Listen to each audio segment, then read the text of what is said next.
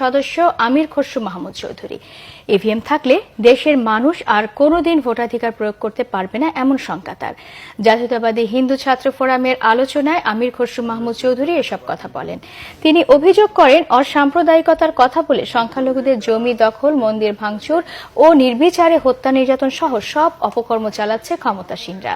ঐক্যবদ্ধ হয়ে জনমত গঠন করে বেগম খালেদা জিয়ার মুক্তির আন্দোলন জোরদারের আহ্বান জানান আমির খসরু মাহমুদ চৌধুরী।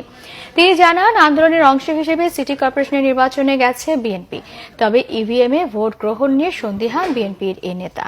তারা বিশ্বের কাছে, বাংলাদেশের মানুষের কাছে একেবারে ভোট ডাকাত হিসেবে পরিচিত হয়ে গেছে। এখন একটা নতুন পদ্ধতি বের করছে, সেটার নাম হচ্ছে ইভিএম। ইভিএম হচ্ছে একেবারে নিঃশব্দে, নীরবে, নির্দেশিত হয়ে স্বয়ংক্রিয়ভাবে ভোট চুরির একটি প্রকল্প। এই ইভিএম যদি অব্যাহত থাকে, বাংলাদেশের মানুষ জীবনে কোনোদিন তাদের ভোটের মাধ্যমে তাদের প্রতিনিধি নির্বাচিত করতে পারবে না।